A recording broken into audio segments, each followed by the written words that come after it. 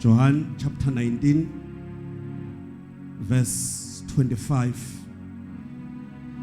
sifunde u26 sime ku27. Kunezinto engifuna ukuyilanda lapha ku25 egameni lika Jesu. Ngoba before uJesu akhulume kunento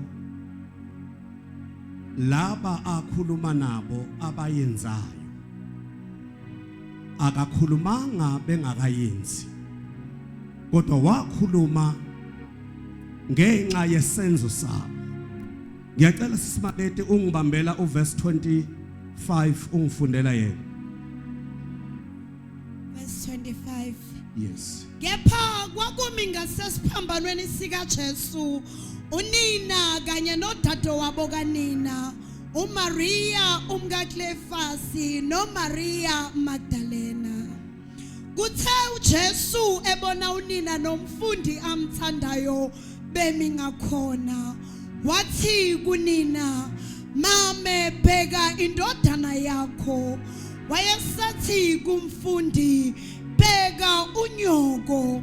Kusukela kuleso sikhathi umfundi lowo wamyisa kwakhe. Hallelujah. La sifunda khona bazalwane ku verse 25. Lithi iBhayibheli kepha kwakumi ngasesiphambanweni sika Jesu unina noMaria umka Cleopas noMaria Magdalene. La uJesu abethelwa khona ubethelwa entsimini endi akekho owayengekho kulensimi. Kodwa sithola uma uJesu esezokhuluma ukhuluma nabantu elithi iBhayibheli babemi ngasesiphambanweni. Akusho ukuthi okokuqala into abayenzayo basondela esiphambanweni. Ndikhona bazalwane. Bathu uma befika entsimini bangamela kude kodwa bathatha isikhathi sabo bathi uma simela kude engazi ukuthi kunezinto uJesu azothuma ikhuluma singasizwa. Alibonke igama lika Jesu.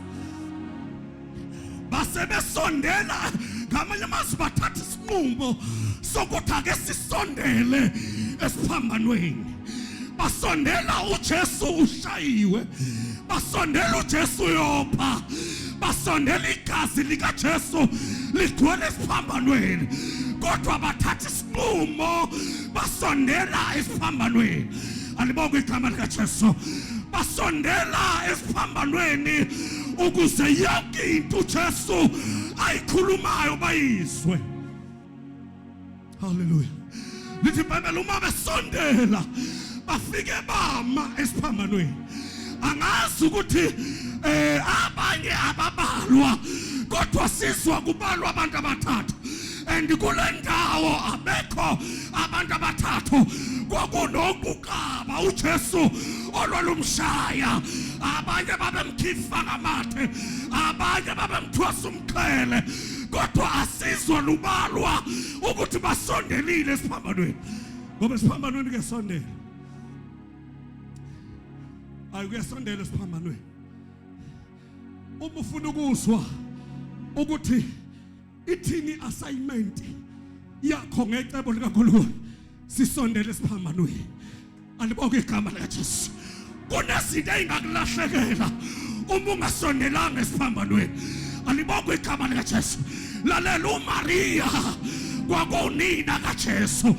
Konoma kubhlungu kunjalo kodwa wathatha isinqumo sokuthi ngiyasondela ngoba ngiyazi ukuthi khona into angayikhuluma uJesu.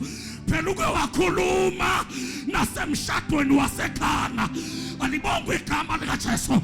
uJesu akwenzeki ume phakathi kwesimo ingabi khona into azoyikhuluma. Bazalwane, akwenzeki uJesu ume phakathi kwemeko ingabi khona into azoyikhuluma.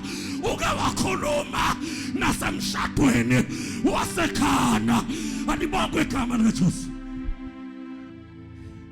Wezwakala uMaria ethi nayi kuphi anitshela khona anokwenza.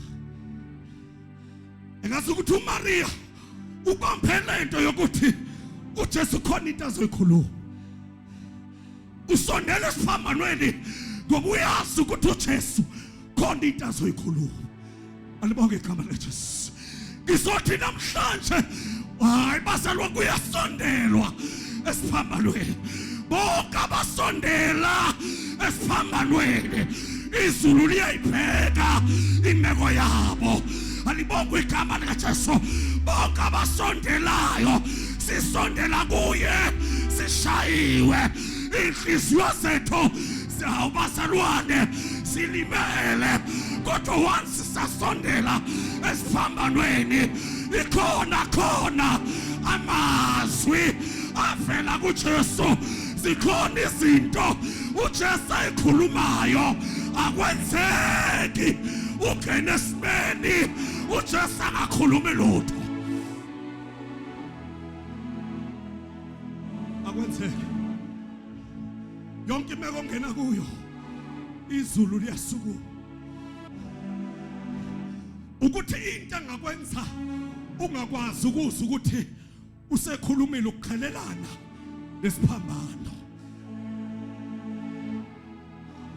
Into engenza ungayikheshaphi izinto ezikhulunywa izulu ukuthi usondelene kangakanani nesiphambano. Alibonge igama likaJesu ngoba bonke abasondelayo bamuzwe vula umlomo ukuthi lo khulumayo akafani neswe. Lo khulumayo akafani nabantu abahlale bekhuluma kodwa sekhuluma ongaphezulu kwawoThixo. Alibonge igama likaJesu. Sekhuluma umdala wezinsuku kuyasondelwa esiphambanweni. Sisondela noma sesishayekile. Lalela, ayikho into eyibuhlungu kuMaria njengokubona ingane yakhe idwengulwa kodwa ingonanga. Ayikho into eyibuhlungu kuMaria ukubona uJesu elenga esiphambanweni. Ayikho into eyibuhlungu kuMaria ukubona uJesu kwehla igazi liphala igazi lakhe engonanga kodwa wathi noma kunje ngisondele esiphambanweni. Alibonge igama likaJesu. Haleluya. Kanti izulu lisazobheka. Ngiyacabanga bazalwa ukuthi izulu lasukuma lama ngeenyawo ngesikhathi uMaria esondele esiphambanweni. Ngiyacabanga noSathane wakwamangala ukuthi kwenzakalani la. Alibonge igama likaJesu. Besithi siqedile ngoMaria. Alibonge igama likaJesu. Kodwa wabonakala akho ubudlelwane bakhe nesiphambano. Haleluya.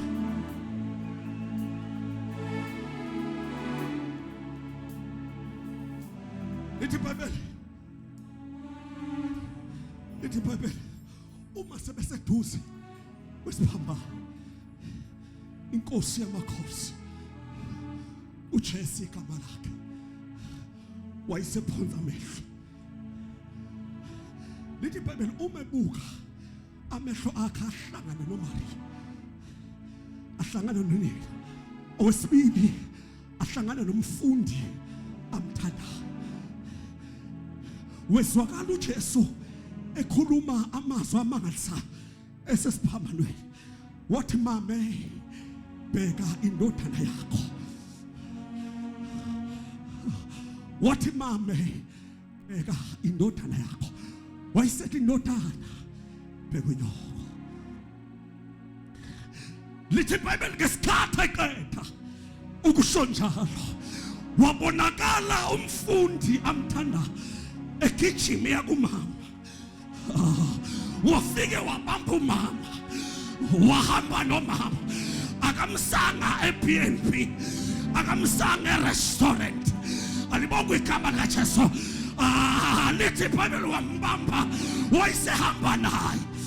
Alibonga igama likaJesu. Waqonda ekhaya. Ngoba sonke izinto ezibuyiselwa sibuyiselwe ekhaya. Alibonga igama likaJesu. Hayi basalwa kwaqala ubudlelwane phakathi komfundi noMaria. Lithi iBhayibheli wamthatha wayombeka ekhaya. Alibonga igama likaJesu.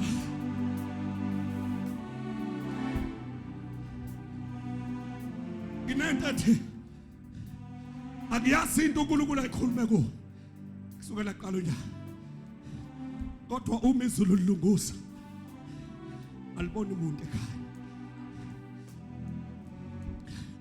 Kunabantu ngabe sitha ababhekiswe umsebenzi kaThixo. Haleluya. Kwathiwa bamba lapha la lo msebenzi ngokaNkulunkulu. Alibonga igama likaJesu. Kwavuka inkonzo yokubheka, kwavuka inkonzo yokuqaphela, kwavuka inkonzo yokuba responsible. Alibonga igama likaJesu. Kodwa uma izulu lilunguza likhona ikhaya, kodwa abantu abekho bashone abantu obubabhekile.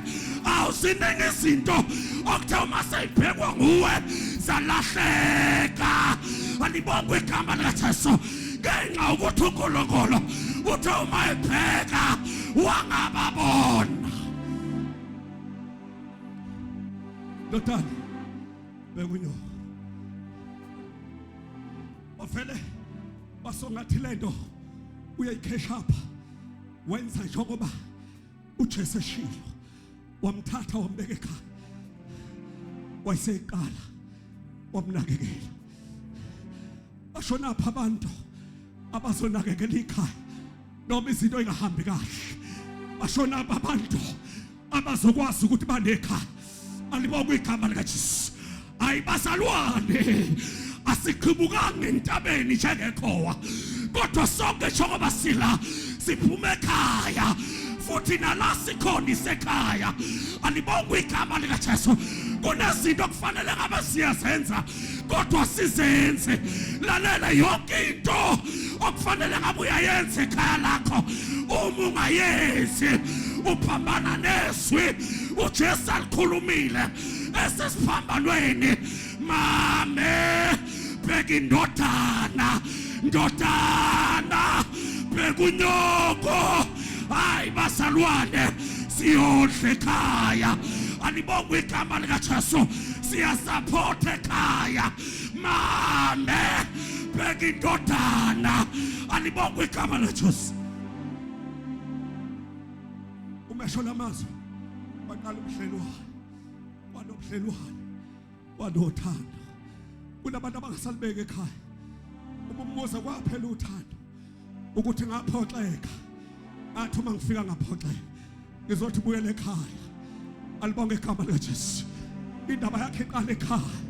Haleluya. Ubaba ujwayele ukusho ethi insindiso bazalwane ayiqali la, kodwa siyiqala ekhaya. Usupport ekhaya. Alibonga igama likaJesu. Usupport odadewenu nabafowenu, usupport abazali bakho.